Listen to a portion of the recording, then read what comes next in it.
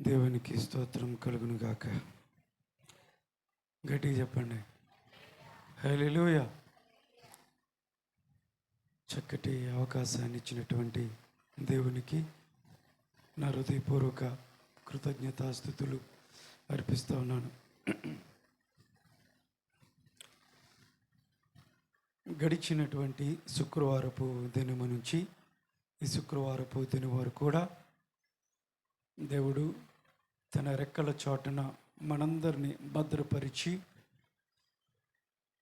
ఎన్ని ఆటంకములు వచ్చినా, ఒడిదుడుకులు వచ్చినా, ఎన్ని సమస్యలు వచ్చినా, ఎన్ని ఇబ్బందులు వచ్చినప్పటికీ కూడా వాటన్నిటిలో దేవుని వైపు మనం చూసినప్పుడు దేవుడు విడుదల దయచేసి ఈ రీతిగా చక్కటి ఆరోగ్యంతో సమస్యలన్నిటినీ, ఇబ్బందులన్నిటిని తొలగించి ఆయన బాహుబలం కింద భద్రపరిచి దేవుడు తన సన్నిధిలోకి నడిపించి, ఎందుకంటే ఈ వారంలో చాలామంది మరి ఎండ తీవ్రత కావచ్చు, వేరే వేరే సమస్యలు ఎన్నోప్పటి చాలా సమస్యలతో వాళ్ళందరూ కూడా దూరం అయిపోయారు.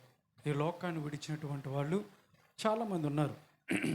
అయితే దేవుడు చక్కటి తరుణాన్ని మనందరికీ దయచేశాడు. అందుని బట్టి దేవుని స్తోత్రం చెప్దాం. హల్లెలూయా.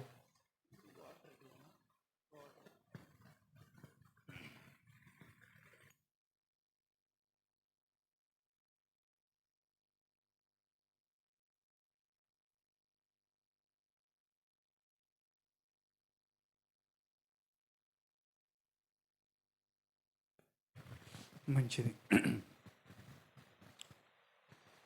ఇప్పటి వరకు దేవుణ్ణి మన హృదయపూర్వకంగా స్తుతించాము, ధ్యానించాము. ప్రాముఖ్యమైనటువంటి మరి సమయంలోకి మనం వచ్చాం. దేవుని వాక్యం, దేవుడు మనతో మాట్లాడాలని ఇష్టపడతాడు. ఎలాగా? తన వాక్యం ద్వారా మనతో మాట్లాడాలని ఇష్టపడతాడు. ఎల్లప్పుడూ దేవుడు నిత్యం మనతో మాట్లాడాలని ఇష్టపడుతూ ఉంటాడు.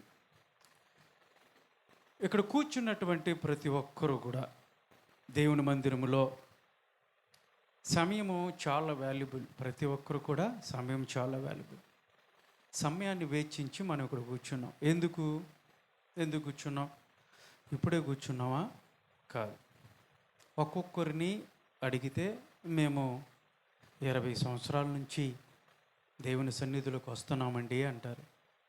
లేదంటే 30 సంవత్సరాల నుంచి దేవుని నమ్ముకున్నాము, యేసు ప్రభుని, దేవుని మందిరంలో గడుపుతున్నామండి అంటారు. మంచిదే. అయితే దేవుని మందిరములో ఇన్ని సంవత్సరాలు నేను ఉన్నాను అని చెప్పుకుంటున్నటువంటి నీవు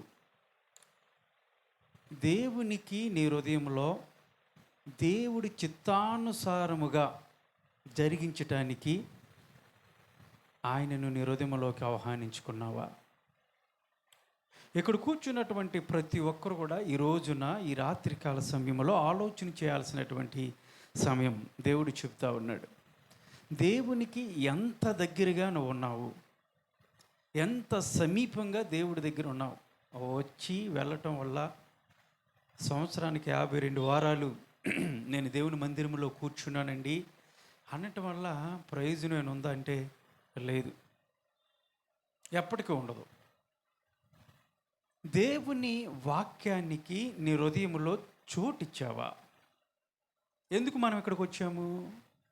దేవుడి వాక్యాన్ని ఎందుకు వినాలి అని కనుక ఆలోచన చేయగలిగితే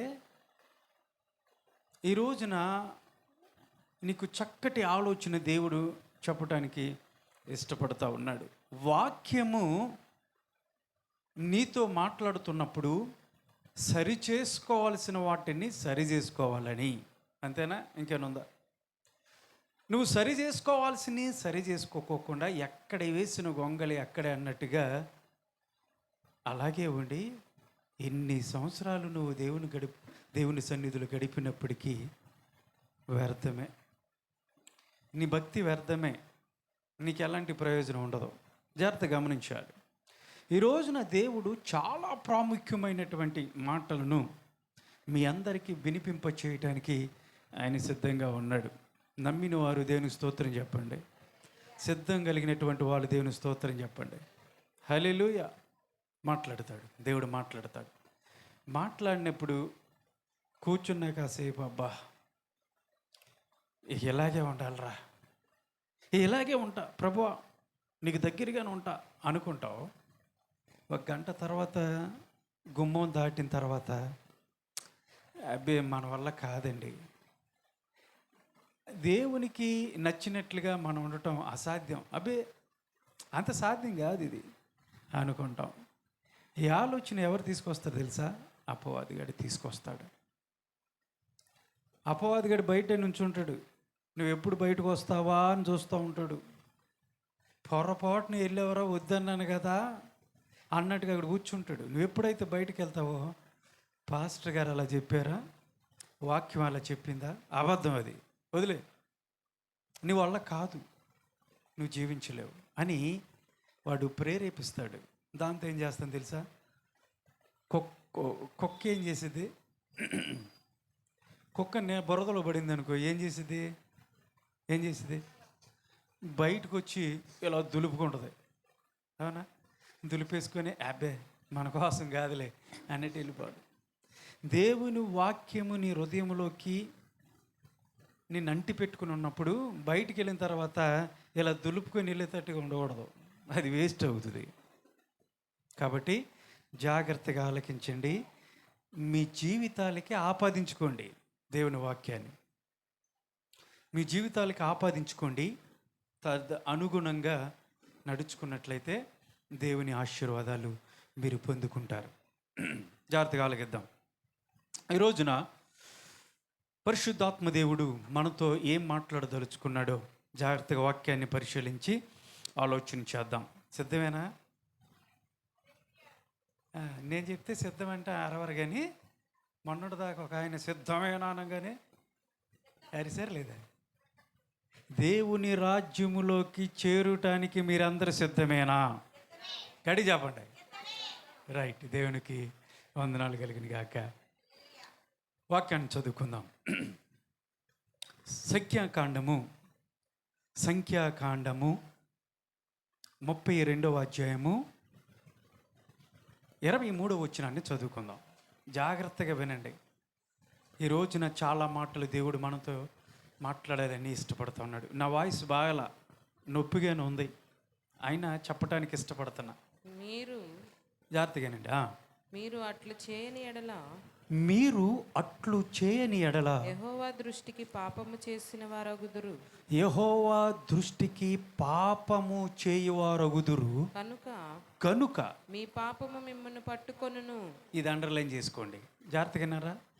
మీ పాపము మిమ్ములను పట్టుకొనును అని తెలుసుకొనుడి. దేవుని స్తోత్రం కలుగును గాక. ఈ మాట చెప్పండి. మీ పాపము మిమ్ములను పట్టుకొనును. తెలుసా మీకు అది? నేను చెప్పట్లా, వాక్యం చెప్తుంది. మీ పాపము ఏదైతే ఉందో అది ఒక రోజున మిమ్మల్ని పట్టుకుంటుంది. దేవుడు చాలా ఖండితంగా హెచ్చరిస్తూ ఉన్నాడు. అట్లు చేయని ఎడల, ఎట్లా చేయని ఎడల? పై వచనాలని మీరు చదువుకోండి.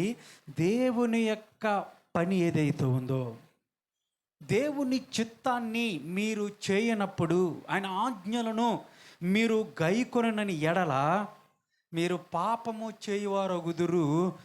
మీ పాపము ఒక రోజున మిమ్మల్ని పట్టుకుంటుంది. జాగ్రత్త సుమి. మనం ఏ పాపమైతే మనం చేస్తున్నామో, చాలామంది రకరకాల పాపాలు ఉన్నాయి. మార్కు సువార్త 7వ అధ్యాయం 21వ వచనం తర్వాత చదువుకోండి. 13 రకాల పాపాల గురించి దేవుడు చెప్పాడు. ఆ 13 రకాల పాపములు ఏవైతే అక్కడ రాయబడినాయో, అందులో ఏ ఒక్కటి నీ హృదయంలో ఉన్నా నువ్వు దేవుని రాజ్యంలో ప్రవేశించడానికి అర్హుడవు కాదు, అర్హురాలువు కాదు. ఏది ఉండకూడదు. రహస్య స్థలములందు నువ్వు చేస్తున్నటువంటి ప్రతి పాపము బహుశా నీ కుటుంబ సభ్యులు ఎవరు చూడకపోవచ్చు. ఎవరు చూడలేదులే, పని అయిపోయింది. ఎవరు చూడలేదులే, నా పబ్బం గడుపుకున్నాను, ఎవరు చూడలేదులే, సేఫ్ సైడ్లో ఉన్నాను అని నువ్వు అనుకుంటున్నావు. ఎవరు చూసినా చూడకపోయినా మనుషులు నీ చుట్టూ ఉన్నటువంటి వాళ్ళు ఎవరైతే ఉన్నారో, ఒకవేళ నిన్ను గమనించకపోవచ్చు, నువ్వు చేస్తున్నది ఏంటో వాళ్ళు చూడకపోవచ్చు. ఈ రోజున సెల్ ఫోన్లు ఎక్కువైపోయినాయి. ప్రతి ఒక్కరు చదువు రానోళ్ళ దగ్గర కూడా ఏ మొబైల్స్ ఉన్నాయి తెలుసా? Smart mobiles. నాకు అర్థం ఉంది, నాకు ఇంకా తెలీదు ఆప్షన్స్ ఏమి నొక్కాలో నాకు తెలియదు ఇంకా. అయితే నేను బండ గుర్తులు పెట్టుకుంటా, నాకు కనపడదు కాబట్టి బండ గుర్తులు పెట్టుకుంటా. ఇప్పుడు అది ఉంది మిక్సరు, నాకు తెలీదు. నేను అడుగుతా, ఈ బటన్ ఏంటి, ఎన్నో బటను, 1 2 3 ఎన్ని ఉన్నాయి, 5 ఉన్నాయా, ఇదేంటి బండ గుర్తు పెట్టుకుంటా. నేను తెలియదు కాబట్టి జ్ఞాపకంలో పెట్టుకుంటా. వాక్యం కూడా అంతే, గ్రంథాన్ని తీలా, ఓపెన్ చేయలా, ఎందుకంటే చదవలేను కాబట్టి. ఇప్పుడు ఈ రోజున చాలామంది చదువు అంటే రిక్షా, నేను వాళ్ళని ఏదో అవమానపరచాలని కాదు, కానీ రిక్షా దొక్కున్న వాళ్ళు చాలామంది, చదువు రానటువంటి వాళ్ళందరూ, పన్నులకి వెళ్ళొస్తున్న వాళ్ళందరూ కూడా మొబైల్ ఏమడుతున్నారు, చాట కొనాలి, పెద్దది కొనాలి, చిన్నది కాదు. అరే ఇంగ్లీష్ వచ్చా రాదు, మరి ఎలాగరా, నేను ఆపరేట్ చేయగలుగుతా అన్నాడు. వాడు కావాల్సినటువంటి వాటిని అందులో చూడటానికి ఇష్టపడుతూ ఉన్నాడు.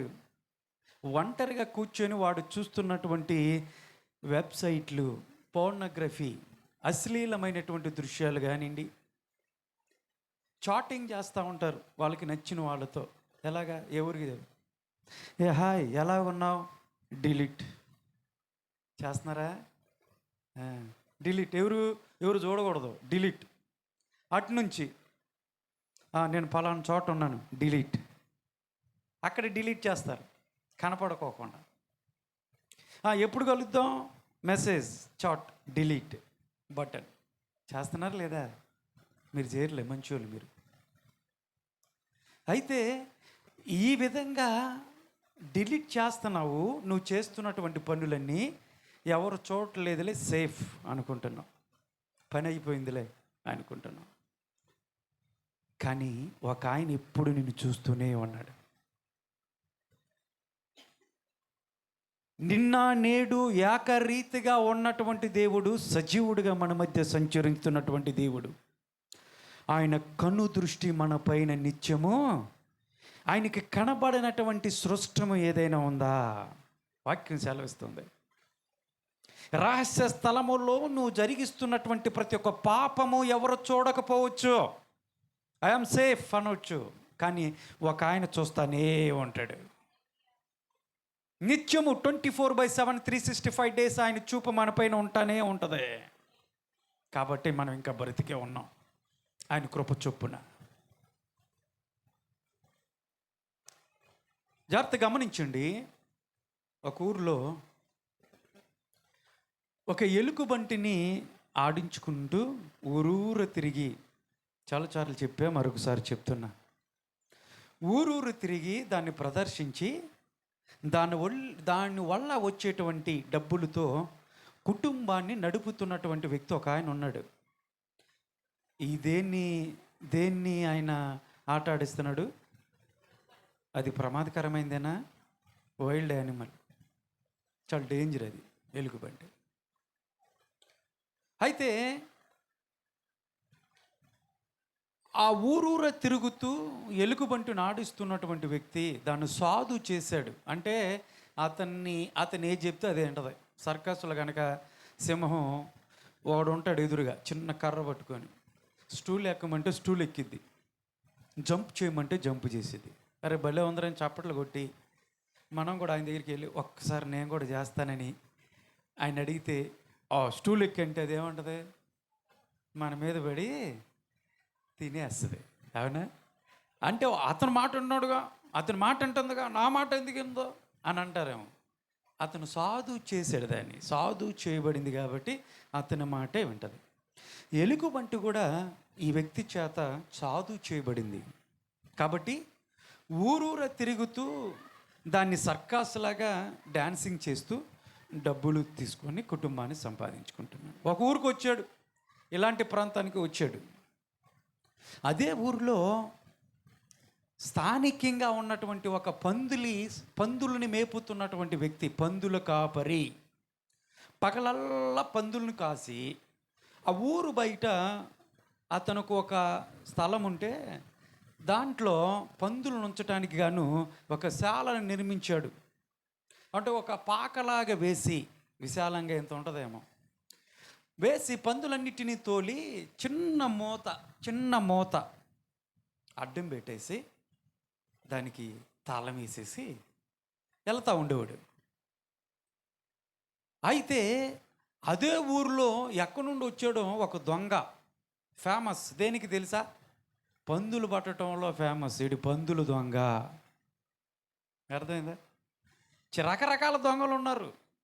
జేబు దొంగలు ఉంటారు, కొంతమంది బంగారపు దొంగలు ఉంటారు, కొంతమంది కోళ్ళ దొంగలు ఉంటారు. కోళ్ళకి వీళ్ళు టార్గెట్, అవునా కదా? కోళ్ళు దొంగలు. ఇట్లాగా రకరకాల దొంగలు ఉంటారు. వీడికొక పేరుంది, వీడు పందులు దొంగ. వీడేం చేస్తున్నాడు తెలుసా? వీడి తాళం వేసుకొని వెళ్ళంగానే సాయంత్రం పూట పందులు తినే ఆహారాన్ని తీసుకొచ్చి మెల్లిగా ఆ గేటు ఉన్నటువంటి ఆ ప్రాంతంలో ఆ సందుని తీసి వాడు ఆహారాన్ని చేతితో లోపల పెడుతున్నాడు. వీడు ఆ రంధ్రం దగ్గర కొంచెం మనిషి వెళ్ళేంత రంధ్రం, ఇలా బెండ్ అయ్యి వెళ్ళొచ్చు. ఆ రంధ్రం దగ్గర ఏం చేస్తున్నాడు తెలుసా? ఆ తాళాన్ని బాగా కొడుతున్నాడు, తీస్తున్నాడు. ఆ లోపలికి వెళ్ళకుండా చేయి జాబుతున్నాడు అందులో మేత పెట్టి. మన కనుక చేపలు పట్టడానికి గేలానికి ఏం పెడతాము? ఎర్రని పెడతాం. వీడు కూడా ఒక ఎర్ర లాంటిది పందు మేతని చేతులు పెట్టుకొని అరచేతిలో ఇలా చాపుతున్నాడు. ఒక పంది గవ్వ పరిగెత్తుకుంటూ వస్తుంది. ఆహారాన్ని తిందామని ఆడి చేతుల్లో ఆహారాన్ని తింటే గబుక్కిన ఆ పంది ముట్టుని పట్టుకొని బయటికి లాగేసేవాడు. బయటికి లాగేసి దాన్ని తీసుకుని వెళ్ళిపోయేవాడు. ఇలా రోజుకొక పంది దొంగిలిస్తూ ఉన్నాడు. ఈ పందుల వ్యాపారికి అర్థం కావట్లా. అరే, రోజుకొక ఒక పంది వెళ్ళిపోతూ ఉంది, ఏంటరా ఇది అని ఒకరోజు కాపలా కాస్తున్నాడు. ఎంతసేపు అని కాపలా కాస్తాడు? నిద్ర వస్తుందిగా. వాడు వెళ్ళంగానే వీడు వచ్చి అలా తీస్తూ ఉన్నాడు. రోజుకి ఒక పంది చొప్పున వాడు దొంగలిస్తూ ఉంటుంటే ఆ దొడ్డి కాస్త ఖాళీ అయిపోయింది. సరే, ఖాళీగా పెట్టుకున్నాడు. ఆ రోజు ఖాళీ అయిపోయింది. ఖాళీ అయిన సంఘటన దొంగోడికి తెలియదు. అదే రోజు ఎలుగుబంటిని ప్రదర్శిస్తున్నటువంటి వాడు ఆ ఊరిలోకి వచ్చి ఆ రాత్రి ఎలుగుబంటిని ప్రదర్శించి 4 రూపాయలు వస్తే జోబులు వేసుకొని ఎలుగుబంటిని రాత్రి ఎక్కడ పెడదామని ఆలోచిస్తున్నాడు. మీరు ఒప్పుకుంటారా? ఎలుగుబంటిని, జ్యోతిమ్మ ఈరోజు మీ ఇంట్లో ఎలుగుబంటిని పెడతా, కొంచెం స్థలం ఇస్తా అంటే ఒప్పుకుంటావా? చిన్న కుక్క పిల్ల అనుకో, భలే బాగుందండి, పర్వాలే, 2 రోజులు ఉంచినా పర్వాలేదు అంటాం. ఎలుగుబంటిని ఎవరు ఊరుకుంటారు? చంపేస్తుంది. సరే, వీడు అడుగుతూ ఉన్నాడు. సరే, నాలాంటి వ్యక్తిని అడిగాడు, ఏమండి ఇక్కడ ఎలుగుబంటిని ఈ రాత్రి పూట ఉంచడానికి ప్లేస్ ఎక్కడైనా ఉందంటే, బాబు ఊరు బయట ఒక శాల ఉంది, పందుల శాల, ఖాళీ అయిపోయింది. ఆ పందుల యజమాని నువ్వు అడిగితే స్థలం ఇస్తాడేమో, ఒకసారి కనుక్కోకూడదు అన్నాడు. సరే, నేను వెళ్ళాడు. పోయేదే ఉందా, ఖాళీ పెట్టుకో అన్నాడు అతను. రాత్రి పూట ఏం చేశాడు తెలుసా? ఎలుగుబంటిని ఆ స్థలంలో పెట్టేసి ఇతను ఊళ్ళోకి వచ్చి పడుకున్నాడు. యథావిధిగా అలవాటు ప్రకారం మనోడు బయలుదేరాడు. ఎవరు చెప్పండి? ఎవరమ్మా? పందులు దొంగ. ఏంటి అలా చూస్తున్నారు అర్థం అన్నట్టుగా? ఎవరో చెప్పండి? పందులు దొంగ. రోజు వస్తున్నాడుగా, అలవాటు అయిపోయింది. అడిగి సర్వీస్ వచ్చేసింది. మనం అంటాం చూడసారా, ఈ పని చేయటంలో సర్వీస్ వచ్చేసిందండి నాకు, ఈజీగా చేసేస్తా సునాయాసనంగా. ఎందుకు బాబు? అలవాటు అయిపోయింది, ఎప్పటి నుండో చేస్తున్నాను నేను అంటాం. వీడికి అలవాటు అయిపోయింది. ఆ రోజు కూడా అలవాటు ప్రకారంగా వచ్చాడు, ఆహారం పెట్టుకున్నాడు, ఆ దొడ్లోకి చేయి చాపాడు. పందులో ఎందులో లేవు. ఏముంది? ఎలుగుబంటి ఉంది. ఇది తెలుసా? తెలీదు. ప్రతిరోజు జరుగుతున్నట్టుగానే జరిగిద్ది అనుకున్నాడు. ఆహారాన్ని పెడితే ప్రతిరోజు ఏం జరుగుద్దంటే, ఆ పందులు వచ్చి ఈ ఆహారాన్ని తింటేటప్పుడు చేతితో ముట్టిని బట్టి లాగేవాడు. ఈరోజు ఏం జరుగుతుంది తెలుసా? దానికి భిన్నంగా జరుగుతుంది. వీడి చెయ్యి లోపలికి లాగబడతా ఉంది. తెలియలా ఏం జరుగుతుందో తెలియలే మనోడికి. ఇలాగ అనుకున్నాడు, కళ్ళు నులువుకున్నాడు ఏం జరుగుతుందా అని. నలుపుకున్న లోపే లోపల ఉన్న ఎలుకబంటి వాడి చేతిని పట్టుకొని లోపలికి లాగేసింది. అయ్యో బాబోయ్, ఎలుకబంటి. ఆ శాలలో లోపల పరుగులెత్తుతూ ఉన్నాడు, రక్షించండి, కాపాడండి. వెంటబడతా ఉంది, తిప్పుతూ ఉంది. ఊరికి బయట ఉంది కాబోలు. ఊరిలో ఉన్నటువంటి వారికి ఏ ఒక్కరు కూడా తన ఆర్తనాదాలు, చావు కేకలు వినపడలా.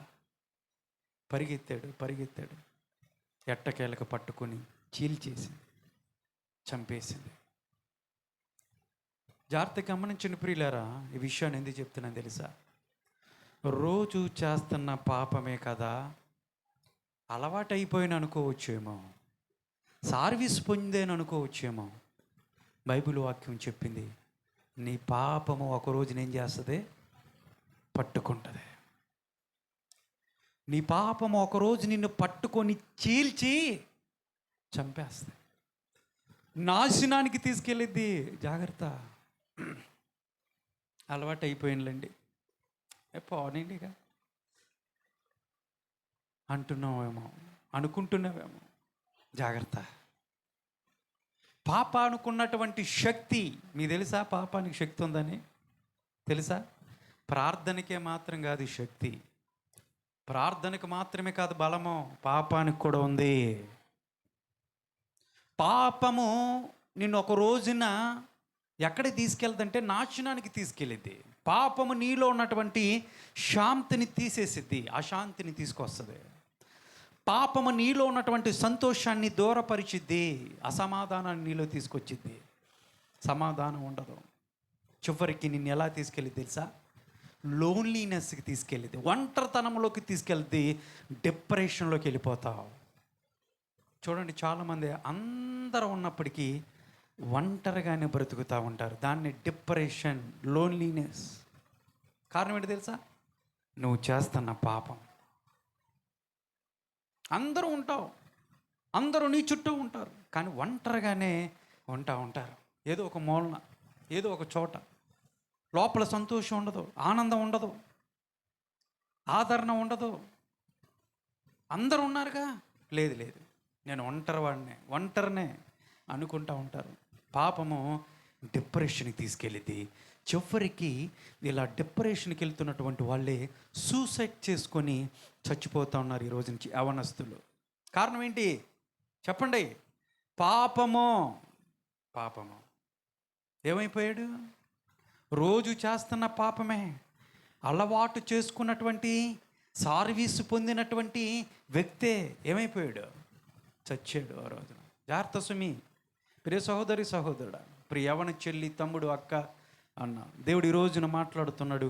నువ్వు ఏ పాపము చేస్తా ఉన్నావో ఆ పాపం ఒకరోజు నిన్ను పట్టుకుంటుంది. ఈరోజు నీకు థ్రిల్గానే ఉంటుంది. నువ్వు చేస్తున్న పాపం చాలా ఆనందంగా ఉంటుంది, గాల్లో తేలినట్టు ఉంటుంది, గుండె జారినట్టు ఉంటుంది అని ఎవడు సినిమా వాడు పాట రాశాడు. పాపం ఆ విధంగా ఉంటుంది, థ్రిల్గా ఉంటుంది, ఆహ్లాదకరంగా ఉంటుంది చేసినంతసేపు. అబ్బా ఎంత అద్భుతంగా ఉంది, మళ్ళీ చేయాలనిపించింది. కానీ పాపానుకున్నటువంటి శక్తి ఏంటో తెలుసా? నువ్వు నాశనం అయిపోతున్నావు అన్న విషయాన్ని నీ మైండ్లోకి, నీ ఆలోచనలోకి తీసుకురాదు. వెనకకి తిరిగి చూడటానికి కూడా నీకు సమయం లేకుండా చేస్తుంది. అందుకే చూడండి, చాలామంది దేవుని నమ్ముకుండయ్యా, దేవుని సన్నిధికి రండి అంటే సమయం లేదు పాస్టర్ గారు అన్నారు. ఎందుకు తెలుసా? పాపము ఆలోచన తీసుకురాదు. జాగ్రత్తగా గమనించండి, నేను ఈ రోజున చెప్పాలనుకున్నటువంటి అంశం, నువ్వు చేస్తున్నటువంటి పాపం ఏదైతే ఉందో అది నిన్ను పట్టుకుంటుంది. రెండోది, నిన్ను వెంబడిస్తుంది, నిన్ను తరుముతుంది నీ పాపం ఒక రోజున. అవునండి, ఎవరినైనా బైబిల్ గ్రంథంలో ఆ విధంగా తరమబడినటువంటి వాళ్ళు, వారు చేసినటువంటి పాపమును బట్టి ఆ విధంగా తరమబడినటువంటి వాళ్ళు ఎవరైనా ఉన్నారా? ఉన్నారు.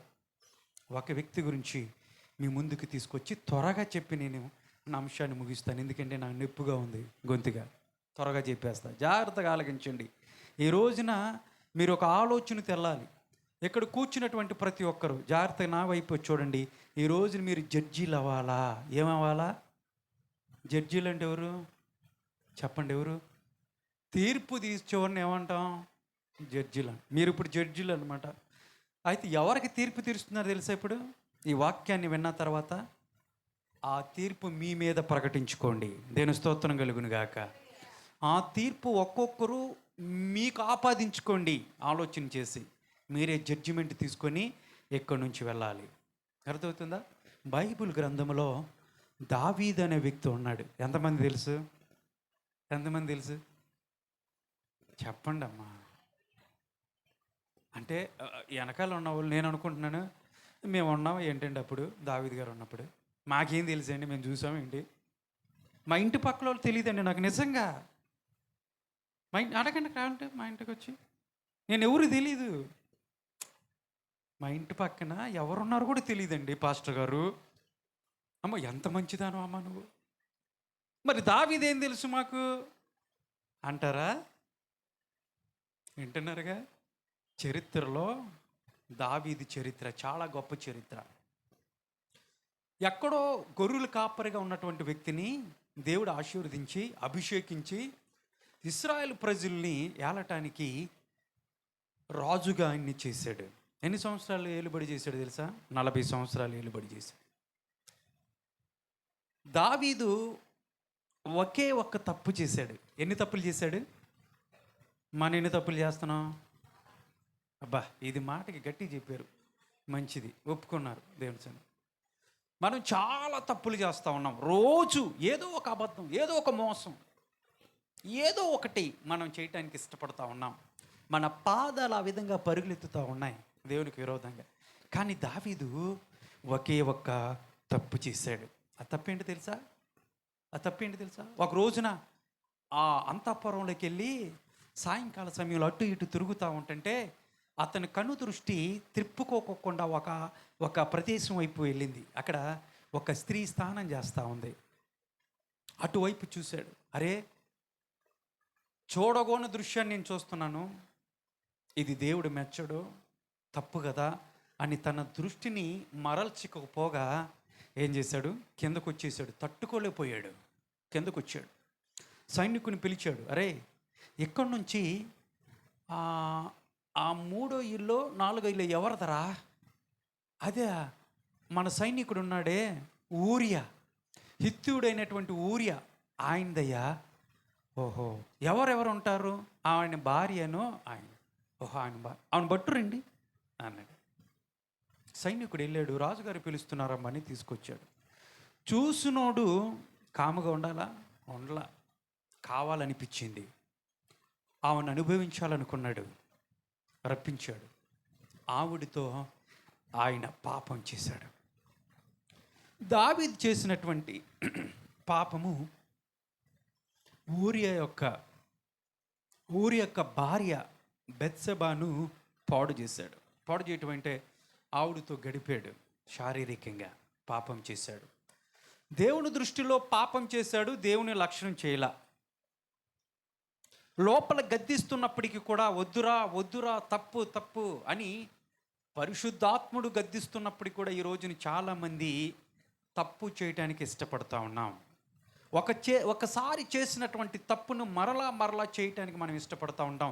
లోపల గద్దింపు వస్తున్నప్పటికీ కూడా వద్దు, అది నీది కాదు, దేవునికి ఇష్టం లేనటువంటి ఆ పాపాన్ని నువ్వు చేయకూడదని నీ హృదయంలో నుంచి గద్దింపు వస్తున్నప్పటికీ కూడా ఏ రోజైనా సరే దాన్ని లక్ష్య పెట్టావా? దాన్ని దేవునికి భయపడకోకుండా లక్ష్య పెట్టని ఎడలా. ఇక్కడ అదే పాపం చేశాడు. పాపం అంతా అయిపోయింది. ఆ తర్వాత నేను అదంతా చెప్పడానికి ఇష్టపడతల్లా. పాపం అంతా చేశాడు. చేతులు దులిపేసుకున్నాడు. ఒక రోజున వచ్చింది. ఎవరు చూడలేదు అనుకున్నాడు. గర్భం వచ్చింది అంది. అయ్యో, గర్భం వచ్చిందా, ఏం చేద్దాం? అది అతని యొక్క భర్త మీద నెట్టడానికి ఎక్కడో సైన్యంలో యుద్ధం చేస్తున్నటువంటి భర్తని పిలిపించాడు. అరే, వెళ్ళి రెస్ట్ తీసుకోరా అన్నాడు. వాడేమన్నాడు తెలుసు? ఊరియా, రాజా, ఒక పక్కన సైన్యం యుద్ధం చేస్తుంటే నేను నా భార్య దగ్గరికి వెళ్ళి గడపటం అది ఎంతవరకు సమంజసం? న్యాయం కాదు. ఇది లక్షణం కాదు. ఒక సైనికుడి యొక్క లక్షణం కాదు. ఐఆమ్ సోల్జర్, నేను అలా విధంగా వెళ్ళను అని అరుగు మీద పడుకున్నాడు తెల్లవారు వరకు. రెండోసారి చెప్పాడు, ఆ విధంగానే గడిపాడు. ఇక లాభం లేదనుకున్నాడు. తీసుకెళ్ళి ఒక లెటర్ రాసి సైన్యాధిపతికి ఇచ్చాడు, యోవాబుకి. ఏం చెప్పాడంటే, వీడిని మొదటి లైన్లో నుంచో పెట్టండి రా అన్నాడు. సైన్యం యుద్ధం చేసేటప్పుడు మొదటి లైన్లో ఎవరైతే ఉన్నారో వాళ్ళు ముందు ఫినిష్ అయిపోతారు, చచ్చిపోతారు. కాబట్టి మొదటి లైన్లో పెట్టి దావీదు ఏం చేశాడు తెలుసా? ఊరియాని చంపేశాడు. కబురు వచ్చింది, రాజా ఊరియా చచ్చిపోయాడు. అవునా? వెంటనే సింహాసనం మీద నుంచి ఒక మాట చెప్పాడు. ఏం తెలుసా? ఈ రోజున కత్తి ఈ రోజున ఒకరి మీద, రేపు మరొకరి మీద పడిద్ది, మనం ఏం చేస్తాం అన్నాడు. చక్కగా అబ్బా రాజుగారు ఏం సామెత చెప్పారు అనుకున్నారు. అందరు చప్పట్లు కొట్టారు. అరే ఒక్కటే ఉందగా, భర్త లేడుగా, పాపం ఊరియా భార్య బెత్షెబ తీసుకురండి రా నా అంతఃపురంలోకి అన్నాడు. రెండోది అందరు అనుకున్నారు, ఎంత మంచోడండి రాజుగారు, భర్త లేకపోతే భార్య ఏ విధంగా మరి బతుకుతోనని ఆయన సైనికుడు కదా, ఆయన తెప్పించుకున్నాడు, తన భార్యగా చేసుకున్నాడు అనుకున్నారు ఆనంద్. కానీ జరిగినటువంటి సంఘటన ఎవరికి తెలియదు. నరహంతకుడుగా ఉండిపోయాడు. జాగ్రత్తగా గమనించండి, కథ రూపంలో చెప్తాను, తర్వాత మీరు చదువుకోండి.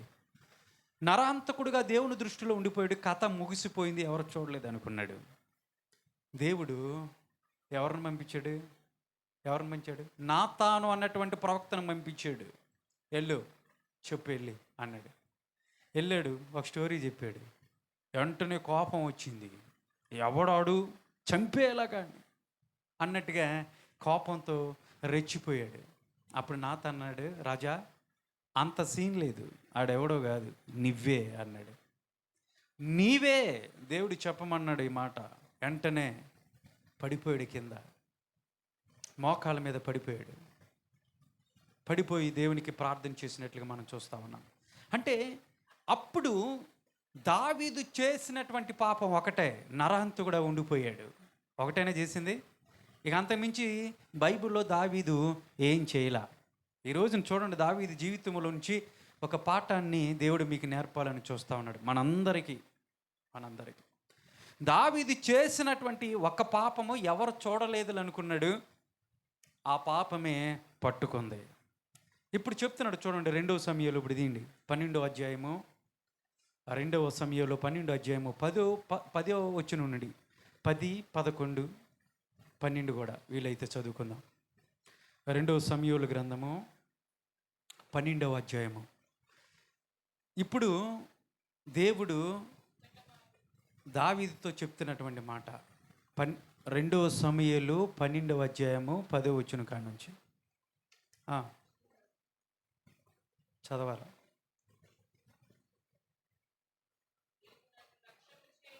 ఎవరు మాట్లాడుతున్నారు ఈ మాట చెప్పండి? దేవుడు మాట్లాడుతున్నాడు. ఎవరితో? దావీదుతో మాట్లాడుతున్నాడు. పాపము చేసిన తర్వాత దావీదుతో దేవుడు చెప్తున్నటువంటి మాట, దావీదా నీవు నన్ను లక్ష్యము చేయక హిత్తీయుడగు ఊరియా భార్యను నీకు భార్య అగునట్లు తీసుకొనునందున. ఎవరికంట పాపం చేసింది? ఎవరో? మరి ఇప్పుడు దేవుడు ఎవరి గురించి చెప్తున్నాడు? నీ ఇంటి వారు. చెప్పమ్మా. సదాకాలము యుద్ధము కలుగును. దావీదా నీ ఇంట్లోనే యుద్ధాన్ని రేపుతున్నా, నీ ఇంట్లోనే. ఇప్పుడు వరకు శత్రువులు బయట నుండి వచ్చారేమో, నీ యుద్ధం బయట వాళ్ళతో చేసేవేమో. ఇప్పుడు నువ్వు చేసినటువంటి పాపానికి శిక్ష ఏంటి తెలుసా? నీ ఇంటిలోనే నేను యుద్ధాన్ని కలగజేస్తా ఉన్నా. చదువమ్మా.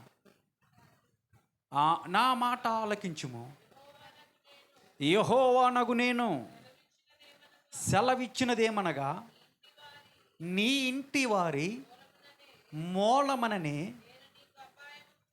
నేను నీకు అపాయమును పుట్టించెదను. నీవు చూచుచుండగా నేను నీ భార్యలను తీసి నీ చరవారికి అప్పగించెదను. పకటి యందు వాడు అందరూ చూస్తున్నాగా, ఇశ్రాయేల్ అందరూ చూస్తున్నాగా, పట్ట పగలు వాడు వారితో ఏం చేస్తాడంట? ఆ, చెప్పండి. సైనించును. నువ్వు చేసినటువంటి పాపము రహస్యంగా చేసావు, ఎవరు చూడలేదు అనుకున్నావు, కానీ నేను చేసేది ఏంటి తెలుసా? ఇశ్రాయేలీలందరూ చూచుచుండగా పగటి అందే నేను ఏదైతే నీకు చెప్పానో అది చేస్తాను. నేను పాపము చేసేదనని. చాలు, అక్కడితో చాలు. అక్కడ దావీదు చేసినటువంటి ప్రార్థన. దేవుడు ఏం చెప్పాడు? నీ ఇంటిలోనే రహస్యమందు నువ్వెవరు చూడకొని చేసావు పాపం, కానీ నేను ఇచ్చే శిక్ష ఏంటి తెలుసా? అందరూ చూస్తుండగానే నీ ఇంటిలో వాడే పాపం చేస్తారు. దేవుడు ఇచ్చినటువంటి శిక్ష. ప్రియులారు గమనించండి, మనం ఏదైతే పాపము చేస్తూ ఉంటామో పాపానికి క్షమాపణ దేవుని దగ్గర ఉంటుంది. ఉండదా? ఉంటుంది. కానీ పాపానికి శిక్ష మాటికి నువ్వు అనుభవించాల్సిందే. దేవుని స్తోత్రం కలుగునుగాక. ఏ పాపమైతే నువ్వు చేసి ప్రభు దగ్గరికి వచ్చి, ప్రభువా నేను పాపిని, నా పాపాన్ని క్షమించని ఎప్పుడైతే ప్రార్థన చేస్తావో నీ పాపాన్ని దేవుడు ఖచ్చితంగా క్షమిస్తాడు. కానీ నువ్వు చేసినటువంటి పాపానికి శిక్ష నువ్వు అనుభవించాల్సిందే. ఎందుకంటే పాపాన్ని ఆయన అసహించుకుంటాడు. పాపానికి శిక్ష ఖచ్చితంగా పడాల్సిందే. దావీదు చేసినటువంటి పాపానికి క్షమాపణ దొరికింది, దావీదు చేసినటువంటి ప్రార్థనకి. కానీ ఆ చేసినటువంటి పాపానికి శిక్ష అనుభవించాడు.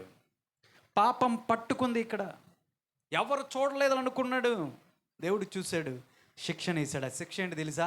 దావీదా, నువ్వు ఎవరు చూడనప్పుడు చేసావు, కానీ నేను చేసేది ఏంటి తెలుసా? పట్టపగలే నీకున్నటువంటి భార్యలు ఎవరైతే ఉన్నారో, నీ చెరలో ఉన్నటువంటి వాడు ఎవరో తెలుసా? ఆ పాపం చేసింది ఎవరో తెలుసా? ఎవరన్నీ మీకు తెలుసా? స్వంత కుమారుడు. చాలా కష్టంగా ఉంది తెలుసా ఈ మాట చెప్పడానికి. దావీదు యొక్క ఉపపత్నులు అంటే భార్యలు. ఉపపత్నులు అంటే భార్యలు. ఆ రోజుల్లో భార్యలు ఉపపత్నులు ఉండేవాళ్ళు. ఏ రోజుల్లో చేసుకోకూడదు. ఉపపత్నులు కుమారులకి తల్లులు అవుతారు.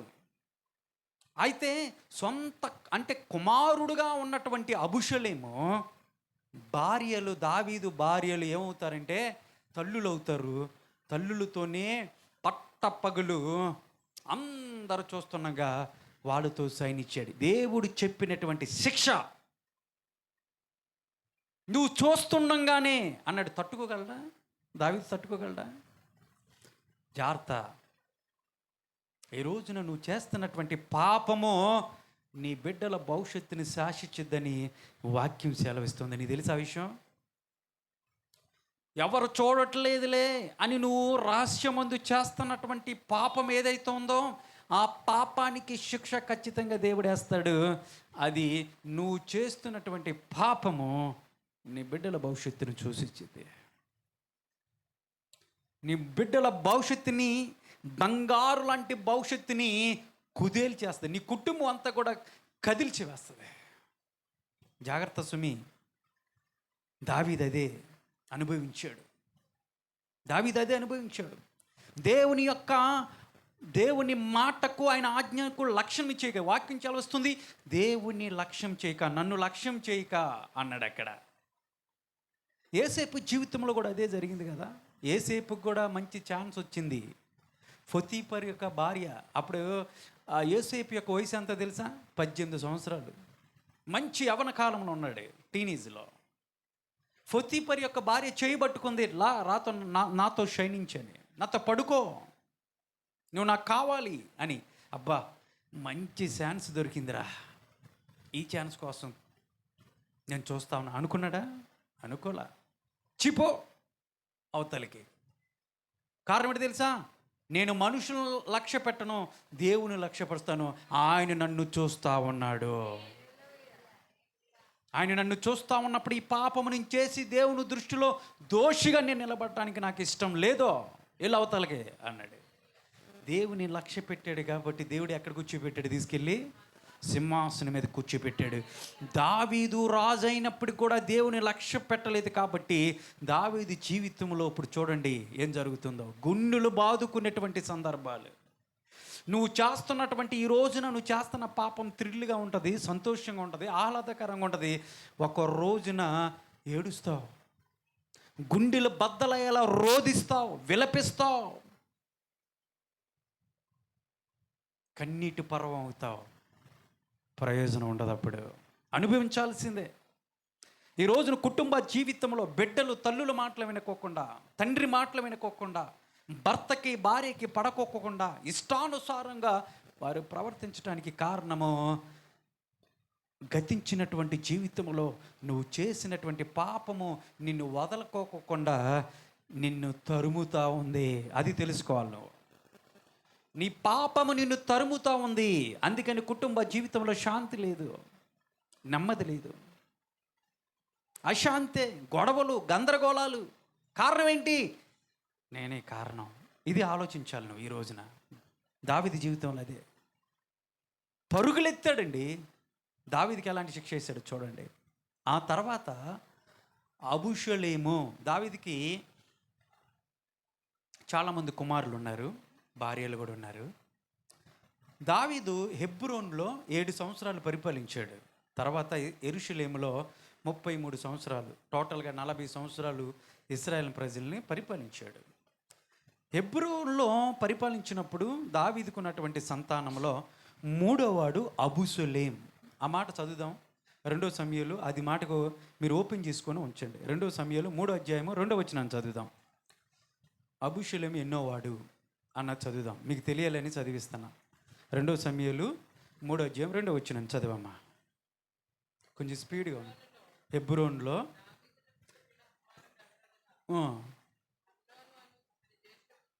జ్యేష్ఠుడు, పెద్దవాడు, మొదటివాడు అమ్నోను. పేరు చెప్పండి. అమ్నోను. ఇజ్రాయేలు రాలైనటువంటి అహీనోయి వలన పుట్టినటువంటి వాడు అమ్నోను, మొదటివాడు. కిరియాబు అన్నటువంటి రెండోవాడు అబిగయలు, నాబాలు యొక్క భార్య. నాబాలు చచ్చిపోయిన తర్వాత అబిగయల్ని పెళ్లి చేసుకుంటాడు దావీదు. ఆవిడకి పుట్టినటువంటి వాడు రెండోవాడు. ఆయన మరి ఎప్పుడు చచ్చిపోయాడు అయితే బైబిల్లో లేదు. 3వ వాడు ఇదిగో ఎన్నోవాడినా అబుషలేము గెషూరు రాజుకు తల్మయి కుమార్తెయగు మయకాకు పుట్టినటువంటి వాడు. దేవుని స్తోత్రం చెప్పండి. 3వ వాడు అబుషలేము. అబుషలేము యొక్క తల్లి ఎవరు కుమార్తె తెలుసా? రాజకుమార్తె ఆవిడ. తల్మై, గెషూరు రాజు అయినటువంటి తల్మైకి పుట్టినటువంటి కుమార్తె, అంటే రాకుమార్తె అనమాట ఈవిడ మైక. అతనికి పుట్టినటువంటి అబుషలేము. ఈడు 3వ వాడు. ఈయన చాలా రూపము కలిగినటువంటి వ్యక్తి. బైబిల్ సెలవిస్తూ ఉంది, అరికాలు నుంచి అరనెత్తి పైనుంచి కింద వరకు కూడా ఎలాంటి లోపము లేనటువంటి వాడు. బైబిల్ పరిశుద్ధాత్మను రాయించుంచాడు. దావీదు పరిపాలించినటువంటి రాజు దాను నుంచి బెయేర్షెబా వరకు, అంటే మన భారతదేశాన్ని చెప్పుకోవాలంటే కాశ్మీర్ నుంచి కన్యాకుమారి వరకు అని చెప్తాం మనం కదా. ఇది మన భారతదేశం హద్దు. దావీదు పరిపాలించినటువంటి ఇశ్రాయేల్ దేశం దాను నుంచి బెయేర్షెబా వరకు కూడా మిస్టర్ ఇజ్రాయిల్ అని చెప్పాలి. మిస్టర్ ఇండియా, మిస్టర్ అని ప్రపంచ పోటీలు పెడతారు కదా అందాన్ని గురించి. అందులో అన్నిటిలో రూపము కలిగినటువంటి, సుందరము కలిగినటువంటి వాడు అబుషలేం. చాలా హైట్, దృఢం కలిగినటువంటి వాడు, దేహదారుడు. అతను జుట్టు ఒత్తిగా ఉండేదంటవంట. ఏటేటా ఎంతెంత జుట్టు కట్ చేసేవాడంట ఆయన, తూనికేసేవాళ్ళంట. 14:25 వచ్చిన వాళ్ళు ఉంటుంది ఆ మాట. అతని సౌందర్యం అంతా వివరించబడింది. మీరు ఇంటికి వెళ్ళినాక ఖచ్చితంగా చదవాలి. 2 సమూయేలు గ్రంథం 13వ అధ్యాయం నుండి 18, 13, 14, 15, 16, 17, 18 ఈ వృత్తాంతం అంతా మీరు చదవాలి. దావీదు అనుభవించినటువంటి, దేవుడిచ్చినటువంటి శాపం, ఏ విధంగా ఆ తీర్పును అనుభవించాడో మీరు చదవాలి. ఆయన చేసినటువంటి ఒక పాపం వలన కుటుంబ జీవితంలో బిడ్డల జీవితాన్ని ఏ విధంగా శాసించిందో, రాకుమారుడుగా ఉండాల్సినటువంటి అబుషులేము జీవితం చిన్న భిన్నం అయిపోయింది. చూడటానికి రూపముగానున్నాడు, అందంగానున్నాడు, కానీ లోపల ఆలోచన అంతా కూడా తప్పిపోయింది. కారణం ఏంటి? తండ్రి చేసినటువంటి పాపము కుమారుల భవిష్యత్తుని శాసించింది. ఈ అబుషలేముకి ఒక కుమార్తె ఉంది. జాగ్రత్త గమనించండి. ఆవిడ పేరు తామారు. చెప్పండి, ఆవిడ పేరేంటి? తామారు. చెల్లి కుమార్తె కాదు. అబుషలేము ఎవరు? దావీదు కుమారుడు. ఈ యొక్క రాకుమారికి పుట్టినటువంటి వాడు, మూడోవాడు. అతనికి ఒక చెల్లి ఉంది, ఆవిడ పేరు తామారు. తామారు కూడా చాలా అందంగా ఉంటుంది. భార్య ఏంటో, దావీదు భార్య ఏంటో రాజకుమారి, దావీదు కూడా రాజు. దావీదు చాలా బాగుంటాడు, సుందరమైనటువంటి కన్నులు గలవాడు అని పరిశుద్ధాత్ముడు రాయించాడు దావీదు గురించి. చాలా అందగాడు, హ్యాండ్సమ్. ఇక్కడ మైకా కూడా మంచి బ్యూటిఫుల్ లేడీ. వీళ్ళిద్దరి కలయికతో పుట్టినటువంటి ప్రోడక్టే అబుషలేము. చాలా సుందరం, చాలా అందగాడు, రూపసి తామరు. ఇప్పుడు ఈ తామర మీద మొదటి జ్యేష్ఠుడు ఎవడో పెద్దోడు పేరు చెప్పుకున్నాం, అమ్నోను. ఎవరు? అమ్నోనికి చెల్లి మీద ఆశ కలిగింది. గమనించండి, సబ్జెక్టులోకి వస్తున్నా. మీరు ఎక్కడ పక్కకి తప్పినా సబ్జెక్ట్ అర్థం అవ్వదు. అర్థమైందా? పెద్ద కుమారుడు ఎవరు? అమ్నోను. అబుషలేము మూడోవాడు, అతని చెల్లి తామరు అమ్నోనికి ఏమవుతుంది చెప్పండి అమ్మా? చెల్లి మీద ఇతను ఏం పెంచుకున్నాడో తెలుసా? మోహం పెంచుకున్నాడు. చెల్లిని అనుభవించాలనుకున్నాడు. ఎంత కష్టం ఈ మాట చెప్పడానికి. తామరను అనుభవించాలనుకున్నాడు. రోజు కృషించిపోతున్నాడు ఆవిడ మీద కోరికతో. ఏం చేయాలి అర్థం వల్ల ఒక ప్లాన్ చేశాడు. రోగం వచ్చినట్టుగా పడుకుండిపోయాడు. రాజుగారికి తెలిసింది. రాజా, అమ్నోను మంచం పడ్డాడు అన్నారు. రాజుగారు వచ్చారు. ఏందిరా ఎట్లా అయిపోయావు, ఏం కావాలి నీకు అన్నాడు. నాకేమొద్దు డాడీ, నా చెల్లి తామరు తన చేతులతో ఏదైనా వంట చేస్తే తినాలని ఆశగా ఉందన్నాడు. ప్లాన్ వేసాడు. ఎక్కడ పోతే ఈ లక్షణాలు, ఎక్కడి నుండి వచ్చినాయి ఈ ప్లానింగ్లు? తండ్రి దగ్గర నుంచి. వెరీ గుడ్, ఫాలో అవుతున్నారు. తండ్రి చేసినటువంటి, ఎందుకంటే శిక్ష అనుభవిస్తున్నాడు దావీదు. ఇక్కడ దేవుడు చెప్పాడు కదా, మీకు గుర్తుంది కదా, మరి చదివిస్తా లాస్ట్లో. ఆ శిక్ష అమలు చేస్తున్నాడు దేవుడు. కుటుంబ జీవితాన్ని చల్లాచెదరైపోతున్నటువంటి పరిస్థితి ఇక్కడ జరుగుతూ ఉంది దావీదు కుటుంబంలో. అమ్నోను చెల్లిని తామర్ని మోహించాడు. తండ్రికి చెప్పాడు. తండ్రి తామర్ని పిలిచామా, మీ అన్నయ్య మంచాన్ని పడ్డాడు, ఏదో నీ చేతులతో ఏదైనా ఉంటే తినాలని ఆశ కలిగి ఉన్నాడు, ఒకసారి ఇల్లమ్మా అన్నాడు. ఒక్కడే పడుకొని ఉన్నాడు రూమ్లో. చెల్లి వెళ్ళింది, ఏదో వండి పెట్టమన్నాడు, వండి పెట్టింది, తిన్నాడు, కూర్చున్నాడు, తన ఆశను వ్యక్తపరిచాడు. పట్టుకున్నాడు బలవంతంగా. అన్నా, తప్పన్నా, అలా చేయకూడదు. ఇశ్రాయేలీలో ఈ పాపము చేయటానికి చేయకూడదు, ఇది తగదు, మనకు తగదన్నా, వద్దన్నా, నీ చెల్లినన్నా అందే. ఊరుకున్నాడా? ఊరుకోలా, పాడు చేశాడు. సొంత చెల్లిని పాడు చేశాడు, అవమానించాడు. తర్వాత బయటికి నెట్టేసి గేట్లు వేసేయండి రా అన్నాడు. ఆవిడ రానియొద్దు అన్నాడు. బూడు తీసుకొని బట్టలు చింపుకొని ఏడ్చుకుంటా ఇంటికి వెళ్ళింది. అబుషలేము వచ్చాడు. ఏమైందమ్మా? జరిగింది చెప్పింది. ఎప్పుడు అబుషలేము ఏం చేశాడు తెలుసా? 13వ అధ్యాయంలో ఉంటుంది, సమూయేలు 2వ సమూయేల్లో. అమ్మా, నీ అన్నయ్యగా, అమ్మును నీ అన్నయ్యగా, వదిలేసాయి, పట్టించుకోమాక, వదిలేసాయి అని చెల్లిని సముదాయించాడు. సముదాయించడానికి కారణం ఏంటి తెలుసా? తండ్రి చూసుకుంటాడు, నా తండ్రి రాజు, న్యాయం తీరుస్తాడు అనుకున్నాడు. అనుకొని చెల్లిని సముదాయించాడు. ఊరుకమ్మ అని. చెడిపోయినటువంటి తామరు అని ఉంటుంది బైబిల్లో. మీరు చదువుకొని ఇంటికి వెళ్ళినాక, నాకు టైం లేదు. చెడిపోయినటువంటి తామరు ఎక్కడుంది తెలుసా? అన్న ఇంట్లో, అభిషేకంలో ఇంట్లో ఉంది. చెల్లిని చూసినప్పుడల్లా అదే గుర్తు వస్తుంది అభిషేకానికి. తండ్రికి చెప్పాడు, జరిగింది తండ్రికి తెలిసింది. రౌద్రముతో దావీదు లేచాడంట. కొంతమంది కోపాలు ఎలా ఉంటాయి తెలుసా? ప్రయోజనం ఉండదు. ఎందుకురా కోపం? కావున తామరు చెరపబడినదే. ఎక్కడుందంట? అబుషలోము ఇంట్లోని అన్న దగ్గర ఉంది, చెరపబడినదే. అంటే ఎవరు చూసిన అరే చెడిపోయిందిరా చెడిపోయిందిరా అని, చెరపబడినదై. ఇప్పుడు దావీదు తెలిసింది, రౌద్రంతో లేచాడు, కానీ ఏం చేయలే. అబుషలోము అనుకున్నాడు వాడిని చంపేస్తాడు, నా తండ్రి చంపేస్తాడు, ఎందుకంటే ఇది చాలా దారుణం, చెల్లిని చెరపటం అంటే చాలా దారుణం అని అనుకున్నాడు. కానీ దావీదు ఏం చేయలే. ఏదైనా తప్పు చేసినప్పుడు కుటుంబంలో భర్త అని లేస్తాడు, భార్య అనుకుంటుంది అంతేలే, అంతకని ఏం చేస్తావు, ఇక అంతేలే అంటారు లేదా అంటారు. ఆ కోపానికి అర్థం ఉండదు, వాడు ఏం చేయడాడు అంటారు. కోపం అయితే వచ్చింది కానీ ఏం చేయలేరు. దావీదుకు కూడా కోపం వచ్చింది కానీ ఏం చేయలే. కానీ అబుషలోము దావీదు మీద కోపాన్ని, ద్వేషాన్ని పెంచుకున్నాడు. తండ్రి మీద ద్వేషాన్ని పెంచుకున్నాడు. కారణం ఏంటి తెలుసా? వాడిని ఏం చేయలా, తప్పు చేసినా కానీ అమ్నోన్ని ఏం చేయలా, శిక్షించలా.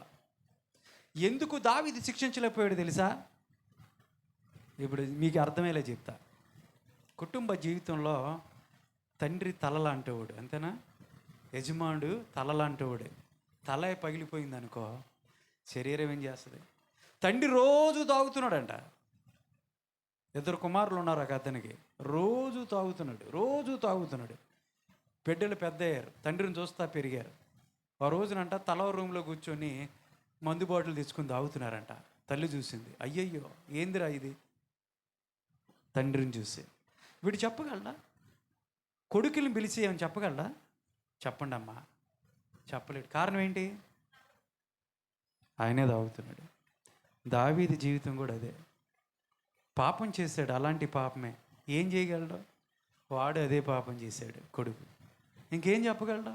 అందుకని మౌనం అయిపోయాడు. అంటే మీరు అర్థం చేసుకోవాల్సింది ఇక్కడ ఏంటి తెలుసా? దావీదు చేసిన పాపం తనని ఏం చేస్తుంది? వెంబడిస్తూ ఉంది, తరుముతూ ఉంది, వెంబడిస్తానే ఉంది. అందుకేం చేయలేకపోయాడు. ఇప్పుడు ఆ ఎఫెక్ట్ అమ్నోను మీద పడింది, అబుషలోము మీద పడింది ఎక్కువగా. ఇప్పుడు అబుషలోము తండ్రి మీద ద్వేషాన్ని పెంచుకున్నాడు, అన్న మీద కోపాన్ని పెంచుకున్నాడు, ఇద్దరిని లేపేయాలనుకున్నాడు. ఇద్దరిని చంపాల. ఎవరిని? దావీదుని, తండ్రిని, అన్నని, అమ్నోని, ఇద్దరిని లేపేయాలనుకున్నాడు. ప్లాన్ వేశాడు. గొర్రెలు బొచ్చు కట్ చేసేటువంటి దినం వచ్చింది. ఇశ్రాయేలీలు గొర్రెలు బొచ్చు కట్ చేసేటప్పుడు ఒక సెలబ్రేషన్ చేస్తారు, డబ్బులు వస్తాయి, లాభాలు వస్తాయి. దాంతో అందరిని పిలిచి, పేదవాళ్ళందరిని పిలిచి విందు చేస్తారు. అదే రోజు అబుషలోముకి వచ్చింది. గొర్రెలు బొచ్చు కట్ చేసే దినం వచ్చినప్పుడు అని ఉంటుంది అక్కడ. వెళ్ళాడు. ఆ దినం వచ్చినప్పుడు దావీదు దగ్గరికి వచ్చాడు. నాన్నగారు, డాడీ అన్నాడు. నా కుమారుడు అన్న. మరి సెలబ్రేషన్ చేస్తున్నా, పెద్దగా పెట్టాను అక్కడ, నువ్వు రావాలి అన్నాడు. దావీదుకి అర్థమైంది సీను, ఈడేదో చేస్తాడు, ఏదో ప్లాన్ చేశాడు అనుకున్నాడు. నువ్వు రావాలి ఖచ్చితంగా అన్నాడు. నేను రానులేరా, నేను వస్తే నీకు చాలా భారంగా ఉంటాను, నేను వస్తే చాలామంది కదులుతారు, కొంతమంది సైనికులు వస్తారు, వాళ్ళు వస్తారు, వీళ్ళు వస్తారు, మంత్రులు వాళ్ళందరూ ఉంటారు, నేను రానులేరా, నేను భారం అవుతాను నువ్వు చేసే ఫంక్షన్కి అంటే, లేదు నువ్వు రావాల్సిందే అన్నాడు. దావీదుకి అర్థమై తప్పించుకొని ఏమన్నాడంటే, నిన్ను దీవిస్తా, నేను రానులే అని దీవించేసి పంపించేస్తామని చూశాడు. మొట్టమొదటి ప్లానింగ్ పోయింది అబుషలోముకి. దావీదుని చంపాలనుకున్నాడు, తండ్రిని ద్వేషం పెంచుకొని, అక్కడ తప్పింది. ఇప్పుడు రెండవదిగా ఏం చేశాడంటే, తండ్రి నువ్వు రావు కదా, నా అన్నను పంపించు అన్నాడు. ఎవరిని? అమ్నోని పంపించు అన్నాడు. కారణం ఏంటి? చంపాలా, చెల్లిని చరిపేశాడు కాబట్టి. అరే ఎందుకురా, ఆడెందుకురా అన్నాడు. అక్కడ అదే మాట ఉంటుంది. దావీదు అంటాడు, ఆడెందుకు, అన్న ఎందుకు అంటాడు. లేదు పెద్దోడు కదా, అన్నం లేకోకుండా ఎవరైనా కార్యక్రమం చెప్పుకుంటారా, శుభం కదా, వాడిని పంపించు అని మాటలతో దావీదు నమ్మగలిగితే, దావీదు అమ్నోని పిలిచి తమ్ముడి దగ్గరికి వెళ్ళండి అందరు కలిసి అని రాజకుమారుల్ని, అమ్నోని అందరినీ పంపించాడు. ముందుగానే ప్లాన్ చేసుకున్నాడు అబుషలోము. అక్కడ ఉన్నటువంటి వాళ్ళందరికీ చెప్పేశాడు. బాగా తిన్నారు, తాగేశారు, మద్యం మత్తులో ఊగుతూ ఉన్నారు. అప్పుడు అబుషలోము నిలబడి అక్కడ ఒక పిలుపునిచ్చాడు. వీడు ఏం చేశాడు తెలుసా? అమ్నోను ఇక్కడే ఉన్నాడు, నా అన్న. వీడేం చేశాడు తెలుసా? నా చెల్లిని, ఆడికి ఏమైద్ది? చెల్లె పాడు చేశాడు. ఇశ్రాయేలుకి ఇది తగునా? ఎంత అపచారం ఇది అని బాగా వాళ్ళని రెచ్చగొట్టేపటికే అలాంటోడు బతుకుండటం వీలు కాదని అబుషులేముని అక్కడ హతమార్చేశారు, చంపేశారు. ఒకటైపోయింది. చూడండి, దావీదు చేసినటువంటి పాపము కుటుంబంలోకి వచ్చేసింది. కుటుంబంలోకి వచ్చినప్పుడు ఆమోను భ్రష్టు పట్టుకుపోయాడు, భ్రష్టత్వంలోకి వెళ్ళిపోయాడు, పాపం చేశాడు.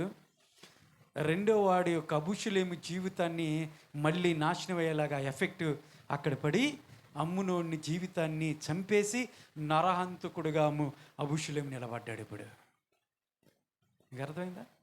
కూతురు జీవితం పోయింది, కొడుకు చచ్చిపోయాడు, మూడోవాడు నరహంతకుడు అయిపోయాడు. ఇప్పుడు రెండో టార్గెట్ ఏంటి తెలుసా? తండ్రిని లేపేయాల. అబుషులేము ఏం చేశాడు తెలుసండి?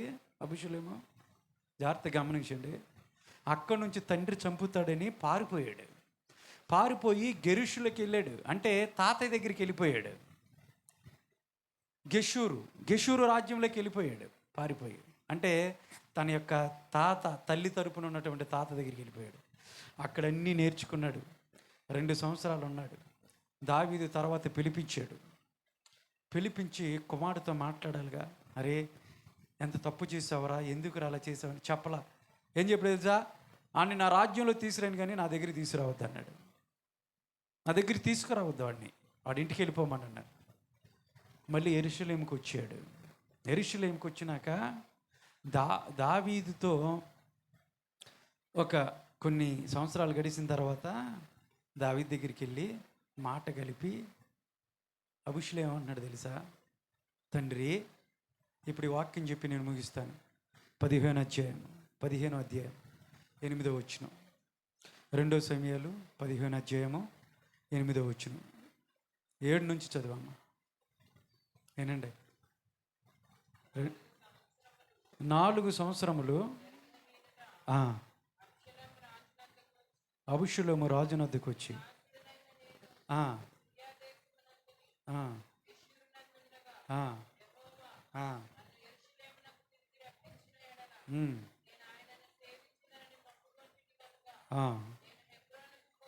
నేను హెబ్రోనుకి పోయి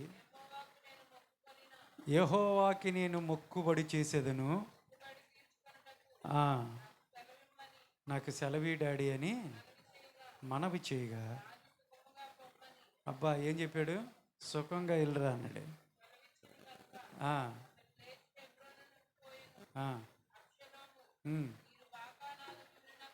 ఇదిగో హెబ్రోనుకి ఎందుకు వెళ్తున్నాడు తెలుసా? రాజు మీద, అంటే తను తాను రాజుగా ప్రకటించుకోవడానికి వెళ్తున్నాడు. దావీదుకి తెలియదు ఆ విషయం.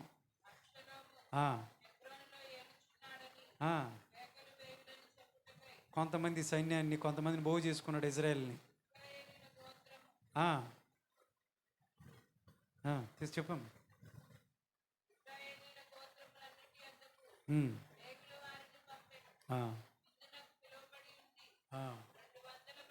ఎంతమంది అంట? ఎందుకు పిలిచాడు? చాలమ్మా, ఎక్కడి నుంచి నేను చెప్తాలే.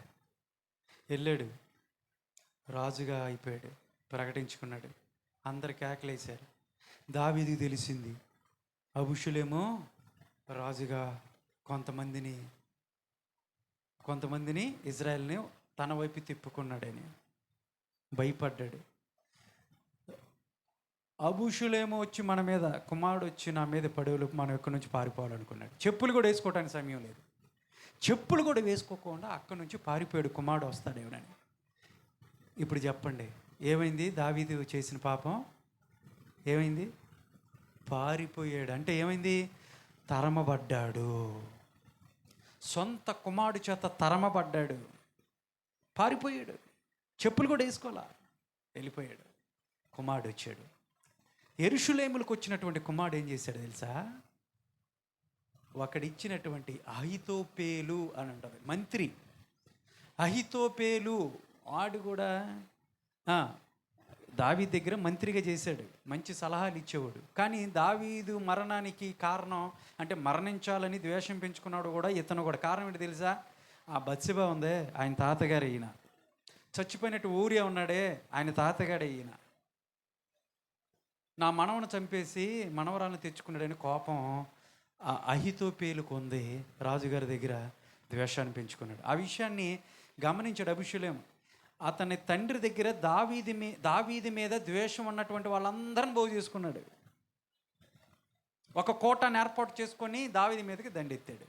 యెరూషలేముకు వచ్చిన తర్వాత ఇతనిచ్చినటువంటి సలహా మేరకు, నీ యొక్క తండ్రి బాధపడాలంటే, ఏడవాలంటే నువ్వు ఒకటి చేయి అన్నాడు. అబీషలోముకి సలహా ఇచ్చాడు. ఏంటంటే, దావీదు యొక్క ఉపపత్నులు 10 మందిని ఇక్కడ ఉంచి వెళ్ళాడు. వీళ్ళందరినీ తీసుకొని వెళ్ళి ఆ పైన, ఆ బిల్డింగ్ పైన ఒక గుడారం వేసి అందులో వాళ్ళతో వ్యభిచారం చేయన్నాడు. నీ తండ్రి చూస్తున్నాగానే చెయ్యి. వెంటనే ఏం చేశారు తెలుసా? అమలు చేయండి అన్నాడు. గుడారం వేశారు. దావీదు యొక్క 10 మంది ఉపపత్నులు అబీషలోముకి ఏమవుతారు చెప్పండి అమ్మా? తల్లులు అవుతారు. భార్యలు ఏమవుతారు? అబీషలోముకి తల్లులు అవుతారు. మొత్తాన్ని ఆ గుడారంలోకి మిట్ట మధ్యాహ్నం, అక్కడ ఉంటుంది చూడమ్మ కింద, మిట్ట మధ్యాహ్నం పగటి పూట వాళ్ళతో ఇజ్రాయెల్ ప్రజలందరూ చూస్తుండగా పాపం చేశాడు అబీషలోము. దావీదు గుండెలు బాదుకున్నాడు. అయ్యో, ఏంటి దారుణం, ఏంటి అగత్యం. ఏడ్చాడు, గుండెలు బాదుకుంటూ ఏడ్చాడంట. కారణం ఒకే ఒక్క పాపాన్ని బట్టి. ఆ మాట కూడా చదువు. అబీషలోము చేసిన పాపం, దావీదు చేసినటువంటి ఆ పాపం ఏదైతే ఉందో, ఒకే పాపం చేశాడు.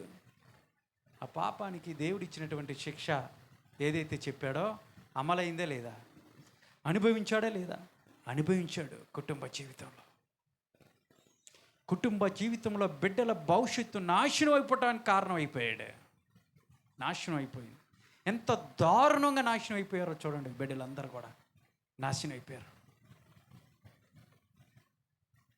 జాగ్రత్తగా గమనించండి, ముగిస్తా ఉన్నా. దేవుడు చెప్పినటువంటి, నన్ను లక్ష్య పెట్టకోకుండా నువ్వు రహస్యమందు చేసినటువంటి పాపాన్ని నేనేం చేస్తాను తెలుసా?